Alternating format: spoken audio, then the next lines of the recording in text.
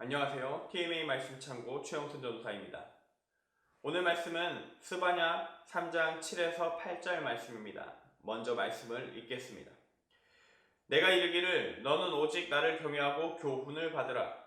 그리하면 내가 형벌을 내리기로 정하기는 하였지만 너의 거처가 끊어지지 아니하리라 하였으나 그들이 부지런히 그들의 모든 행위를 더럽게 하였느니라.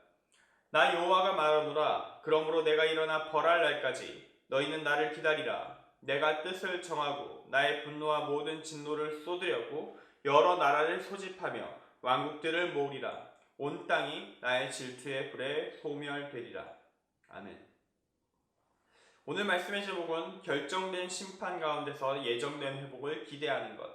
결정된 심판 가운데서 예정된 회복을 기대하는 것입니다. 본래 지금 아침에 찍고 있거든요. 아침에 찍고 하는 것이 아니라 그 전날에 찍은 다음에 편집을 해서 업로드를 하게 되어 있는데 어제 촬영을 하려고 했을 때 상황이 좀 안 좋아서 제가 지금 찍고 있는 이 공간이 이미 사용 중이었기 때문에 녹화를 하지를 못했습니다. 그래서 할 수 없이 지금 아침에 찍고 업로드 시간이 좀 늦어지게 될 것 같습니다. 아마 빨리 제 집을 좀 촬영 장소로 조금 변경하는 작업을 해야 될 것 같아요. 그래야 이런 좀 가끔씩 공간이 사용 중일 때 여기 공용 공간이기 때문에 저만의 공간이 아니거든요. 그래서 가끔씩 음악 소리도 들리고 그랬을 텐데 어쩔 수가 없어요. 빨리 제 공간을 따로 만들 필요가 있을 것 같습니다. 그리고 마침 어제 녹화를 못한 것이 참 득이 되었습니다. 왜냐하면 제가 순간적으로 착각을 해서 하박국서 다음에 스바냐서거든요. 근데 제가 실수로 그 스바냐서 다음에 있는 학개서 말씀을 준비한 거예요. 그래서 제가 그걸 어제 저녁에 알아가지고 다시 스바냐서 말씀을 어제 내내 준비를 하고 마무리를 짓고 지금 이제 아침에 찍고 있습니다. 성경 순서가 뒤집히지 않는 그 은혜의 역사가 찍지 못함으로 말미암아 있었어요. 아마 찍었으면 그냥 그거 내보냈고 다음날에 스바냐서를 또 올렸을 텐데 오히려 정상적인 순서를 지킬 수 있고 더 철저하게 준비하면서 제가 쉬는 시간으로 낭비하지 않게 된 그런 복이 있었던 것 같습니다. 자, 이런 좀 잔소리는 이제 그만하고 이제 본문으로 오늘 말씀의 그 본론으로 들어갈 수 있도록 하겠습니다. 스바냐 1장 1절 이 스바냐 1장 1절을 보면요, 오늘의 이 스바냐 말씀의 제목을 다시 한번 말씀드리는데 결정된 심판 가운데서 예정된 회복을 기대하는 것입니다. 이 스바냐서를 보면 1장 1절에 이 시기가 확인이 됩니다. 그 시기는 바로 언제냐? 아본의 아들 유다왕 요시아의 시대에 스바냐에게 임한 여호와의 말씀이라. 스바냐는 히스기야의 현손이요 아마랴의 증손이요 그다랴의 손자요 구시의 아들이었더라. 아멘. 제가 지난번에 나훔서 말씀을 다룰 때 이런 이야기를 한 적이 있습니다. 요시야 왕 때는 좀 더 나았다라는 얘기를 했었는데, 특히 본격적으로 요시야는 이제 종교개혁을 했었던 남유다 말기에 정말 마지막 선한 왕이라 불릴 수 있는 존재인데요. 그가 요시야 종교개혁이라고 하는 것을 통해서 다시 하나님 말씀을, 하나님의 뜻을 나라 가운데 굳건히 세우고 우상을 철폐하는 데 노력을 했었는데, 그래도 이 요시야 왕 때는 종교개혁에 그가 본격적으로 들어가기 전에도 저도 그 이전에 확실하게 악한 왕이라 불렸던 아몬 왕이나 므낫세 왕보다는 좀 더 나았다, 이런 얘기를 했었습니다. 타락의 정도가 좀 더 나았던 것 같다, 이런 얘기를 했었죠. 열왕기하 22장의 내용을 보면 요시야가 이제 성전 종교개혁을 아직 하기 전인데 성전의 상황을 확인하고 또 그 과정 속에서 율법책을 찾는 그 과정이 나옵니다. 적어도 이전보단 나은 것 같아요, 그 내용들을 보고 있다 보면. 그렇지만 전보다 낫다는 얘기지 온전했다고 말하는 건 아닙니다. 왕이 주도하고 작정해서 악행을 일삼던 시절보다 확실하게 낫습니다. 하지만 근본적인 개혁은 전혀 이루어지지 않았고요. 여전히 우상 숭배는 진행 중이었죠. 그때 내려진 말씀이 바로 오늘 스바냐서 말씀인 것입니다. 요시야의 종교개혁이 본격적으로 진행되기 전에 하나님께서 주신 당시의 남유다를 향한 경고이자 심판이자 회복의 약속을 담고 있는 말씀. 오늘 이 스바냐서를 함께 다루도록 하겠습니다. 율법책 얘기를 잠깐 할 텐데, 이 요시야가 발견했다는, 종교개혁 타임 때 발견됐다는 그 율법책은 학자들이 신명기의 일부일 것으로 추정합니다. 즉 예전에 과거의 기록이었던 거예요. 그 과거의 기록을 확인한 후에 우리가 잘못했구나를 깨달으면서 회개의 시동을 걸었던 것이 요시야 왕인데요.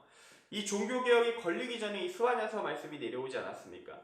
오히려 이 스바냐서 말씀이 분명히 이 종교개혁에 영향을 미쳤을 것이라고 생각됩니다. 종교개혁이 우리가 공식적으로 시동이 걸리기 전에 개혁의 방향성, 그 청사진을 제시하였다고도 볼 수 있죠. 요시야 종교개혁은 이 스바냐서에 확인되는 이 스바냐 선지자를 통해 내려졌던 하나님의 말씀, 그리고 이전에 주어졌던 하나님의 말씀인 신명기의 율법이 하나로 연결되면서 이루어지지 않았을까 생각됩니다. 동시간대, 그 시간대 내려진 하나님의 말씀과 또 과거에 내려졌던 하나님의 말씀이 하나로 묶이면서 놀라운 종교개혁의 역사가 있었다는 것이죠. 이처럼 하나님의 말씀은 과거에 내려진 것이나 현재 새롭게 내려지는 것이나 동일한 맥락을 가지고 있습니다. 그래야만 합니다. 그렇지 않을 경우에 우리는 현대에 내려지는 새로운 말씀들에 대해서 정말 진지하게 검토할 필요가 있습니다. 왜냐하면 그것이 하나님의 말씀이 아닌 사탄의 말 또는 인간의 말일 가능성이 높기 때문이죠. 같은 맥락, 과거나 현재나 동일한 하나님의 말씀이라는 이것은 우리가 성경을 읽을 때 성경에 대해서 또는 우리가 다양한 성경 체험들, 특별한 체험들을 한 사람들이 그 체험들을 말할 때 그 체험의 진위, 그것이 하나님의 뜻에 합당한 것인지를 판별하는 기준이 될 수 있습니다. 기존에 내려진 말씀을 부정하는 새로운 말씀, 그런 것은 없다는 것이죠. 우리가 개인적인 체험, 기도와 성령 체험을 부정하진 않습니다. 우리는 그것을 긍정하고요. 다만 이걸 얘기하는 겁니다. 그런 체험이 강한 이들일수록 성경에 기반을 둔 신앙, 성경의 근거에서 자신의 체험을 해석하고 온전하게 받아들일 수 있는 능력을 갖춰야 된다는 것입니다. 그래야 그들이 죄에 빠지지 않기 때문이죠. 잠시 다른 곳으로 샜는데 다시 본문으로 돌아가겠습니다. 그렇다면 우리가 읽고 있는 이 스바냐서는 요시야 종교개혁의 일종의 전초전이라고 볼 수 있습니다. 먼저 내려진 말씀. 여기서 우리는 종교개혁 이전 요시야 시대의 실제 상황을 좀 더 구체적으로 확인하게 되는데요. 1장 4절부터 5절 말씀입니다. 지금부터 쭉 말씀들을 쭉 읽어드릴 겁니다.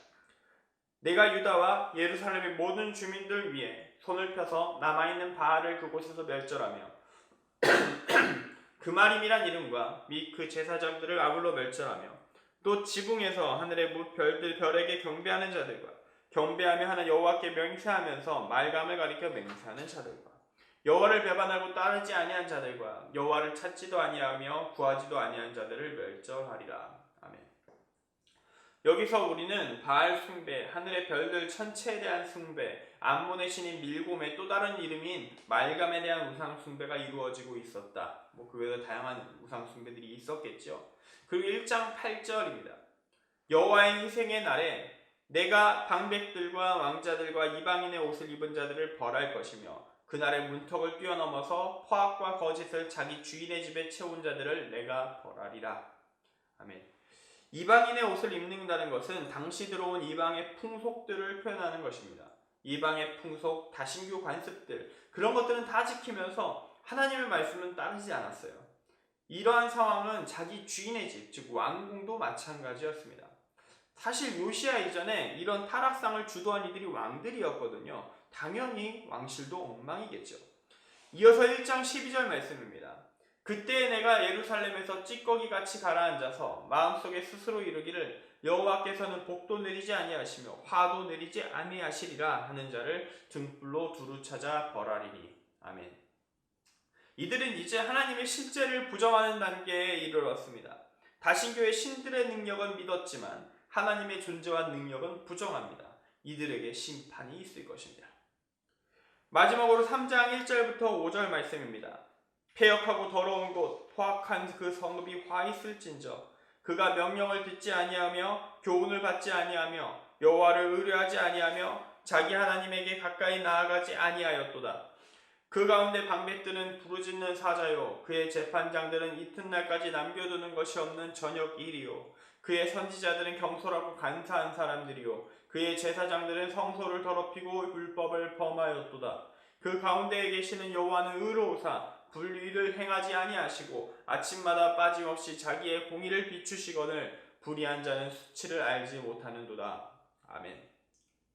예루살렘은 죄 없는 사람들의 피로 얼룩진 땅이었습니다. 하나님이 보시기에 더러운 땅이었습니다. 거짓 선지자들과 율법을 무시하는 제사장들이 있었고 그들이 불의를 용납함으로 방백과 재판장들은 백성들을 공공연히 착취하였습니다.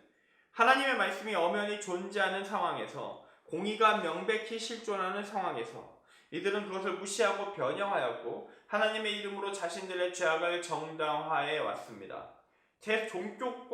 종교권과 세속권 모두가 함께 타락의 길을 걷고 있었던 것이죠. 이런 현실 속에서 스바냐 선지자는 이들을 향한 하나님의 심판, 피할 수 없는 단계에 이르렀다고 이야기합니다.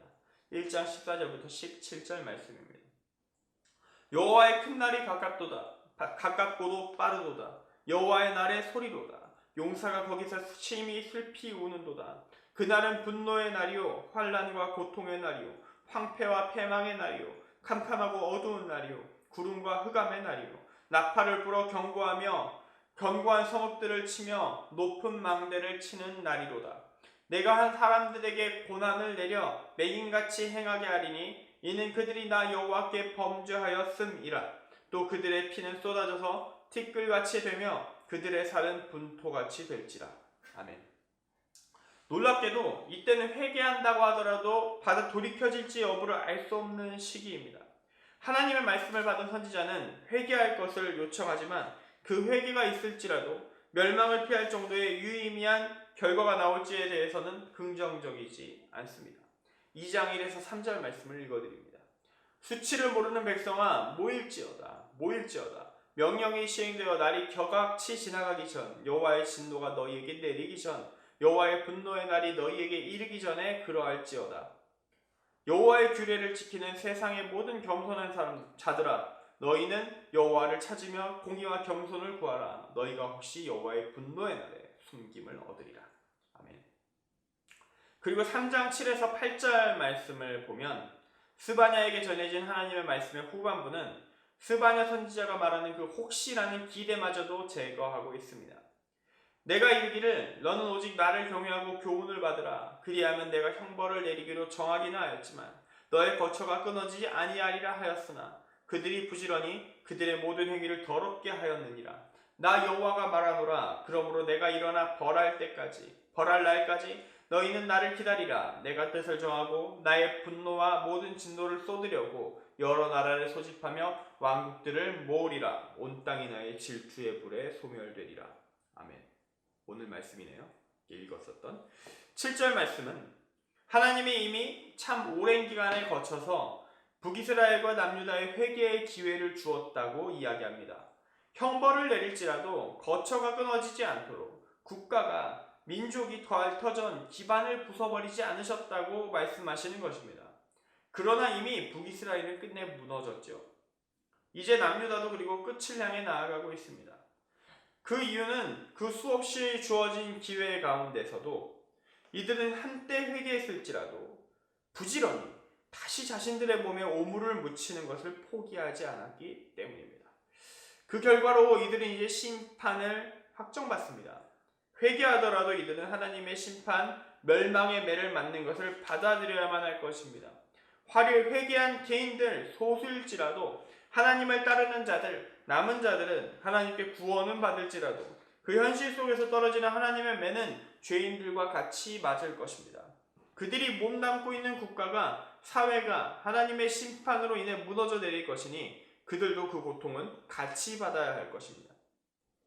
그리고 이 스바냐서의 예언은, 이 심판의 예언은 요시아의 종교개혁이 이루어진 후에도 그들이 받게 되는 하나님의 답변에서 다시 한번 재차 확증됩니다. 열왕기하 23장 26절부터 27절 말씀입니다.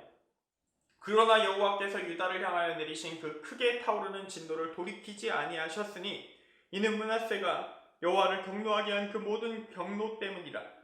여호와께서 이르시되 내가 이스라엘을 물리친 것 같이 유다도 내 앞에서 물리치며 내가 택한 이 성 예루살렘과 내 이름을 거기에 두리라 한 이 성전을 버리리라 하셨더라.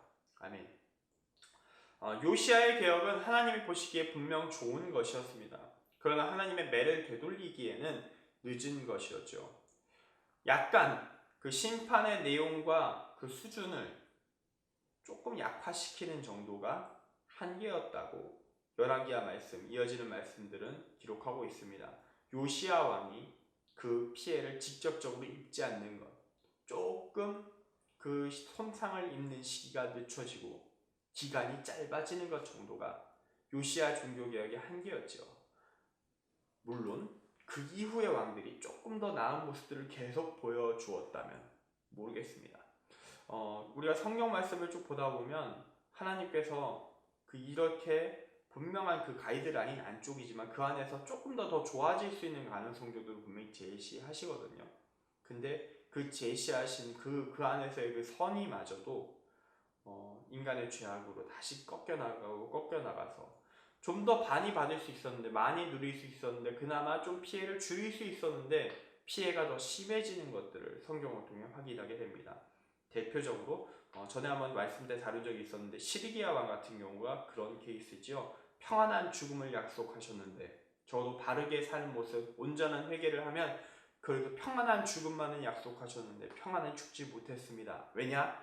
그는 회개하지 않았고 하나님의 말씀을 따르지 않았기 때문이죠. 하나님께서 전지전능하신 그 시각 안에서 이 남유다를 바라보고 계셨을 겁니다. 그것 가운데서 그분이 하나님께서 판단하셨던 건 무엇이냐? 남유다는 갱생하여 되살릴 것이 아니었다는 것이죠. 오히려 가장 나은 방법은 그 죄에 대한 대가를 치르고 멸한 후에 죄악된 자들 완전히 발본색원에서 제거한 후에 최대한 줄여버린 후에 새롭게 일으켜야 할 단계에 이르러 있었다. 그런 상황이었던 것입니다. 회복이라는 것은 그 심판이 다 이루어진 후에야 이루어질 수 있는 것이죠. 하나님이 보시기에 그것이 최선이었던 것입니다. 이제 말씀을 정리합니다. 우리는 하나님께서 무한히 우리의 회개를 받아주신다고 생각하는 경향이 있습니다. 그렇게 생각하고 싶지요. 우리는 공의의 하나님보다 사랑의 하나님을 더 좋아합니다. 무한히 죄를 짓더라도 받아주시는 하나님을 좋아합니다. 돌아오기만 하면 받아주시는 하나님에 대한 이야기 너무 많이 들어왔습니다. 그게 성도들의 귀에 듣기 좋은 말이거든요. 그러나 오늘 말씀은 그와 반대의 이야기를 꺼냅니다. 오늘 하나님은 회개 자체를 허락하지 않는 순간, 회개하더라도 심판을 철회하지 않으실 수 있는 순간, 그럴 때도 있다고 이야기하십니다. 사랑의 하나님이자 공의의 하나님이신 하나님께서는 항상 우리가 온전한 구원으로 나아가기 위한 그 최선의 길을 모색하고 계십니다. 그리고 그 최선의 길이 우리의 생각과 다르게 회개하고 용서받는 것이 아니라 단호하게 심판을 당하는 것, 처절한 심판을 내리는 것, 그 이후에 살릴 자를 찾는 회복의 역사가 가장 낫다라고 판단될 때도 있다는 것입니다. 그런데 우리는 항상 용서만을 바랍니다. 심판을 싫어하죠.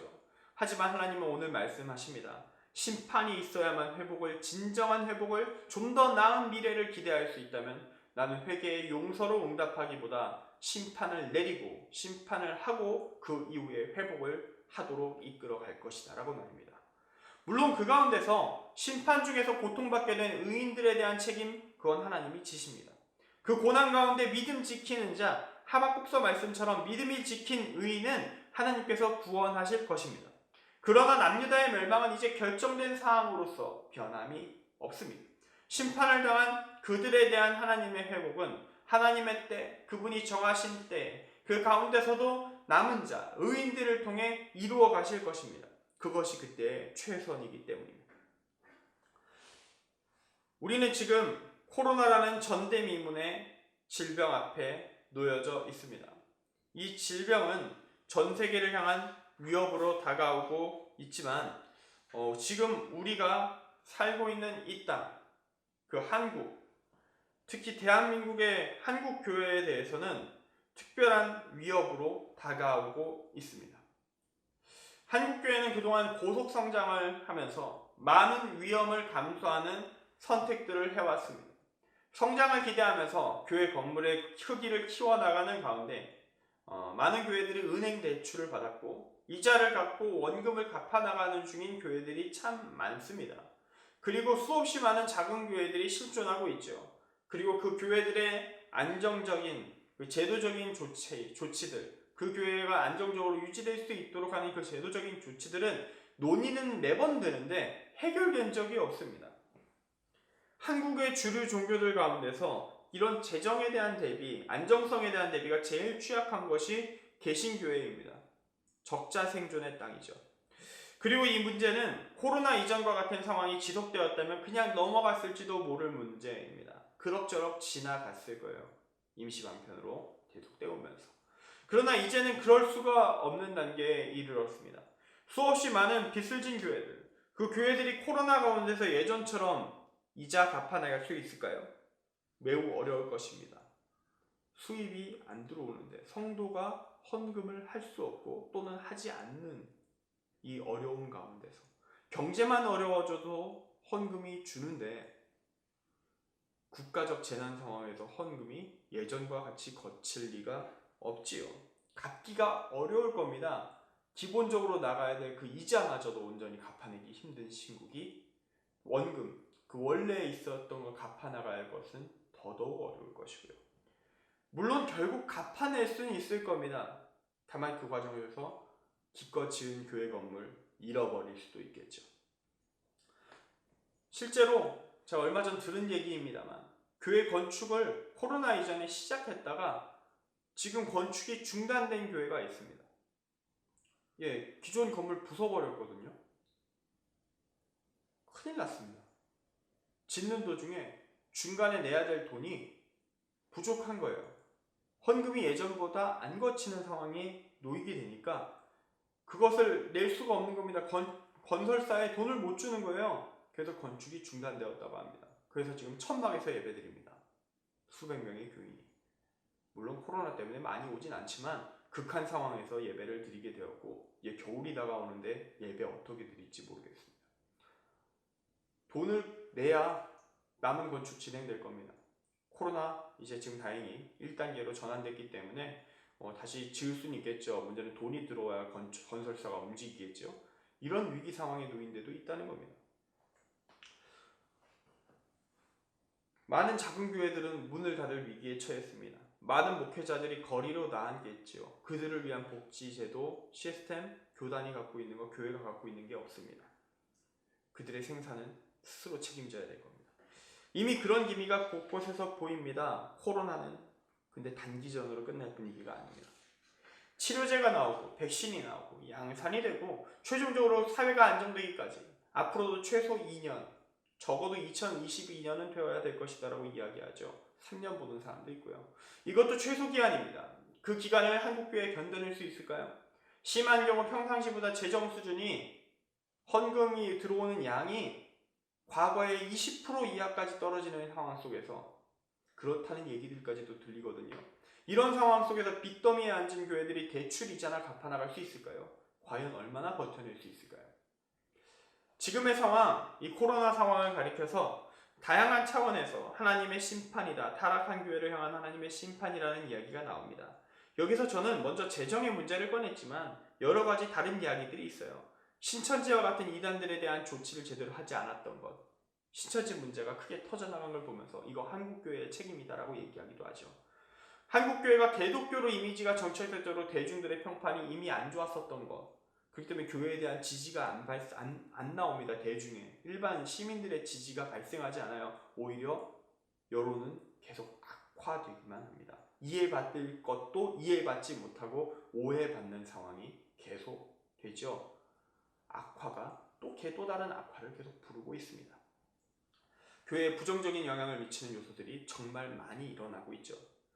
그러나 이 부분에 대해서 우리들이 인정할 수밖에 없는 부분도 있습니다. 그건 바로 이 모든 문제들이 근본적으로 우리에게 내재되어 있던 것이고 그것이 터지지만 않았을 뿐이었다는 겁니다. 하나님은 지금 코로나 가운데서 우리의 죄악들을 모조리 밖으로 꺼내놓으셨습니다. 오늘 스바냐서 말씀에서 공식적으로 그들의 죄악들의 내용들을 열거하시듯이 모조리 밖으로 꺼내놓으셨습니다. 대중에게 공론화시켜 버리셨어요. 그리고 그 모든 것을 통해 우리의 실존을 흔들고 계십니다. 물론 코로나가 오직 한국교회만을 타겟팅한 하나님의 심판 그런 거 아닙니다. 그렇게 생각하는 건 자의식 과잉이 너무 심한 거예요. 다만 이 코로나 팬데믹이라는 것은 우리 인류에게 이 일이 벌어진 이유는 각 공동체별로 하나님의 뜻이 다 다양하게 있을 것이라는 것, 그것만큼은 분명하다는 겁니다. 그리고 이런 재앙 속에서 모든 그리스도인들이 해야 될 것이 있으니 그건 바로 자기 자신을 되돌아보는 것이죠. 그리고 한국교회의 그리스도인으로서, 개신교인으로서 제가 먼저 생각하게 되는 것은 당연히 한국교회일 것입니다. 그리고 지금의 재앙은 우리의 바닥을 드러내도록 하고 있습니다. 확실한 것은 이 코로나가 수년 이후에 결국 지나가긴 할 것 같은데 열심히 하면 가능하겠죠. 그런데 그때 한국교회는 이미 큰 타격을 입은 이후일 것이고 그 타격은 쉽게 복구가 불가능할 것이라는 것입니다. 많은 부분을 새롭게 시작해야 할 것입니다. 오히려 더 안 좋은 여건 속에서 목회를 새롭게 열어가야 되겠죠. 우리는 무조건 이 심판과 같은 타격을 받은 후에 회복을 도모하게 될 것입니다. 그러나 오늘 말씀은 그럼에도 우리는 희망을 가질 수 있다고 이야기합니다.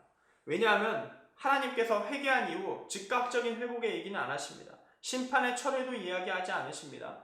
끝내 심판하시는 이런 상황이 벌어질 거라고 얘기하는데 그럼에도 불구하고 하나님은 심판 이후에 회복시킬 것을 이야기하고 있기 때문입니다. 하나님은 끝내 믿음을 지킨 의인들을 통해 다시 시작하실 것입니다. 우리를 끝내 포기하지 않으실 것입니다. 코로나 상황 속에서 교회도 흔들리고 있지만 우리 한 사람 한 사람의 삶의 터전, 그 신앙의 상황도 함께 흔들리고 있는 것이 지금입니다. 다들 예전의 신앙의 습관들을 유지하기가 어렵고요. 그만큼 예전만 못한 자신을 발견하고 있을 것입니다. 그러나 이때 우리가 의인으로 설 수 있다면 우리는 과거보다 나은 신앙으로 나아갈 수 있습니다. 또 다른 고난이 올지라도 이겨낼 수 있는 힘 얻을 수 있습니다. 오늘 말씀의 제목처럼 결정된 심판 가운데서 예정된 회복을 기대할 수 있기를 바랍니다. 믿음을 가진 자, 고난 속에서도 의인으로 남아서 결국 우리에게 다가올 일, 새롭게 다시 회복해 나아갈 그 길에 함께 할 수 있는 우리 모두가 되길 바랍니다. 스바냐서는 심판의 이야기가 분명히 더 많습니다. 하지만 그 끝은 결국 회복의 예언으로 끝이 납니다. 그리고 우리는 그 회복의 이야기를 좋아하죠. 스바냐서, 우리에게 잘 알려지지 않은 이 성경 말씀 가운데 유일하게 좀 알려져 있는 말씀이 있습니다. 그것은 바로 우리가 찬양으로 불렀었던 스바냐 3장 17절 말씀입니다. 너의 하나님 여호와가 라는 가사로 시작하는 그 찬양 말이죠. 이 회복의 찬양이 확정된 심판에 이어지는 것임을 생각하면 앞으로 이 찬양 좀 의미가 달라질 것 같습니다. 그럼 스바냐 3장 16절부터 17절 말씀을 읽고 오늘 말씀을 마치겠습니다. 16절입니다. 그날에 사람이 예루살렘에 이르기를 두려워하지 말라. 시온아 내 손을 늘어뜨리지 말라. 17절입니다. 너의 하나님 여호와가 너의 가운데에 계시니 그는 구원을 베푸실 전능자이시라. 그가 너로 말미암아 기쁨을 이기지 못하시며 너를 잠잠히 사랑하시며 너로 말미암아 즐거이 부르며 기뻐하시리라 하리라. 아멘. 기도하겠습니다. 사랑의 하나님 아버지, 스바냐서 말씀을 통해서 지금의 어려움을 이길 수 있는 비결을 확인합니다. 이미 확정적으로 다가오고 있는 고난 속에서 우리가 할 일은 이 어려움 가운데서도 믿음을 지키고 의인으로 서는 것, 오직 그것만이 답임을 깨닫습니다. 이 고난의 시기가 끝날 때까지, 이 심판의 때가 끝날 때까지 주여 우리가 이길 수 있게 하시고 이 풍파가 끝나고 무너진 땅 가운데서 우리가 재원을 위해 도전할 때에 주여 이 고난 속에서 깨닫게 된 우리의 문제들을 넘어서 더 굳건한 교회, 하나님의 나라를 이 땅 가운데 세워갈 수 있도록 주여 우리의 죄악을 이 심판의 과정 가운데 드러내시고 또한 끊어내시고 온전히 멸하셔서 의인들이 일어나 새로운 회복을 일으키게 하옵소서. 주님의 뜻이 우리 가운데 온전히 이루어질 것을 믿으며 우리를 사용하실 줄 믿으며 예수 그리스도의 이름으로 기도합니다. 아멘.